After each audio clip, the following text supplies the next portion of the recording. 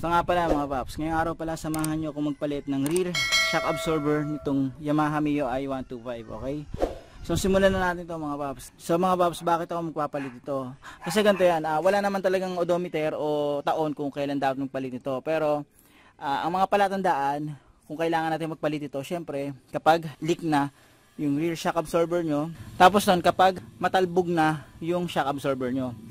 May pagkakataon kasi kahit na walang leak yan, yung ride natin kapag lagpas sa humps, nagiging matalbog. So kumbaga ang nagdadala na lang nun, hindi na yung pinaka shock absorber niya, nagdadala na lang nun yung spring. So ipapalit ko ito. Yan, stock tayo ngayon. Yan, genuine Yamaha. Ito ano to kahit genuine siya, ano na siya, parang ano na sila, nag-collab na sila ng KYB. KYB dapat ang bibilin ko, pero ito na lang, para ano, stock na stock talaga. Ano, makikita nyo dyan. Yamaha, ayun o, KYB. May nakalagay dyan, ayun o. So, ito yung papalit ko. So, simulan ko na sa pagtatanggal nito mga paps. So, una natin tatanggalin ito. Tatanggalin natin yung pinaka-grab bar nya. So, ito yung grab bar. Ito, 10mm yan. Ito. 10mm lang yan.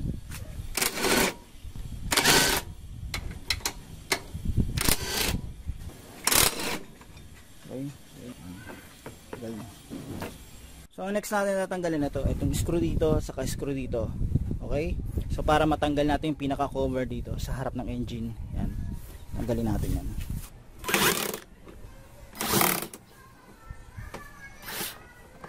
So next natin itong screw na to. Okay, may isa pa para matanggal na natin.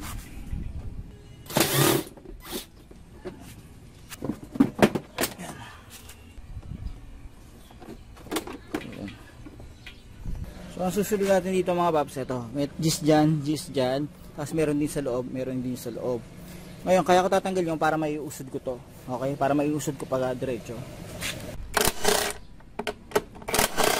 So dito meron yung gis, sa akin binago ko na yung sukat sa kabila meron din, okay, so tanggalin ko na.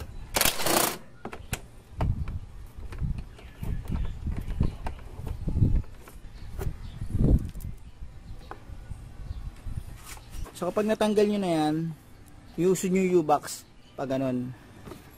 Ingit lang kayo sa mga wirings, baka maputol Susunod dyan, tatanggalin ko yung dito, tapos dito meron pang bolt dyan. Tapos iusod ko lang para ma-access ko yung bolt sa upper part ng rear shock absorber. So tanggalin ko na yung dito. Meron yung dito, saka dito. So ito yung sinasabi ko mga paps, yan, ito, saka to. Yun. So tanggalin ko lang yan. So 10mm yan mga paps. Okay. So,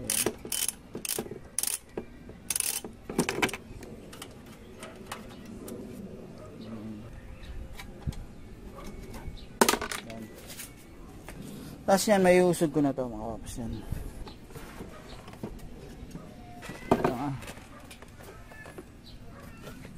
So ayan mga paps, nakita nyo, inusod ko lang to, tapos yan may access na ako dito. So kitang kita ko na yan. Tanggalin ko na yan mga paps. 14mm yan. 14mm. So, tignan nyo maigi nut, saka washer.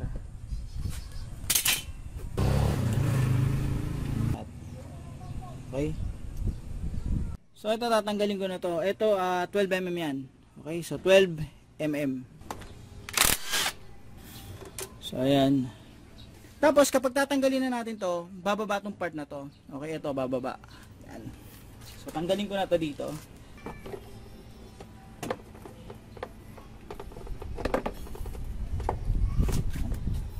So ayan siya. Okay.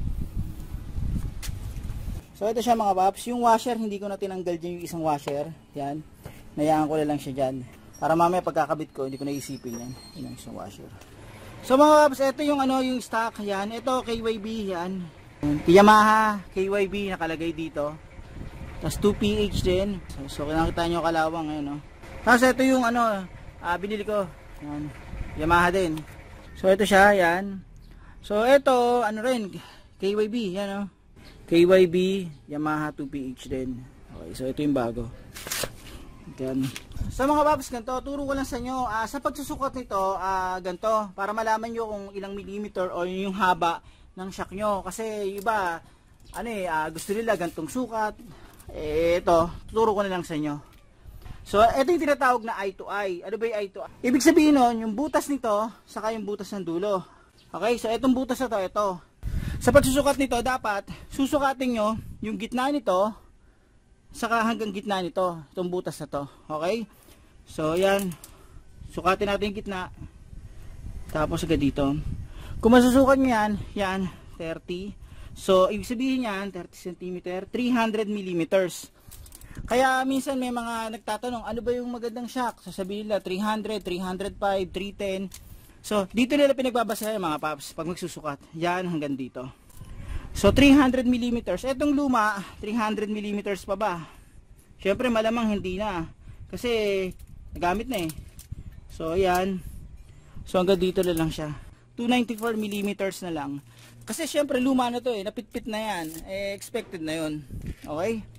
Ito rin titignan nyo, pag sira na yung shock nyo, syempre, tagas. May tatagas dyan. Yan. Tapos nun, sa pag-check din ito, kung halimbawa walang tagas, mararamdaman nyo na ano, halimbawa, sobrang tagal na ng shock nyo, tapos hindi nyo pinapaltan, tapos nararamdaman nyo matalbog na. Gaya nito, ito matalbog na to. So, ang nararamdaman ko dito, ang nagdadala na spring. Yan. So, bago ko ikabit to, tingnan nyo na yung part number. Ito yung part number nyan, 2PHF2210-00.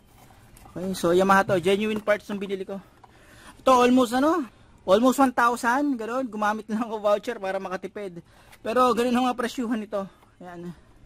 So okay mga paps, sa pagbabalik nito, eto nakita nyo to. Yan, itong part na to. Yan. Dito yung nakalagay sa part na to. Okay, yun yung tamang orientation pag ganyan siya. 'Di ba ito? Ito dito.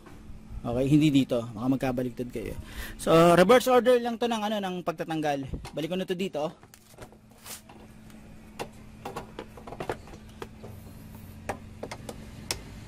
Tapos ito, ilagay ko na to dito. Yan. So, balik ko na yung bolt dyan.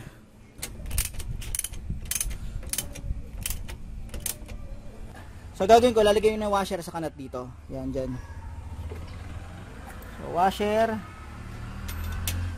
Tapos nut. Tama lang.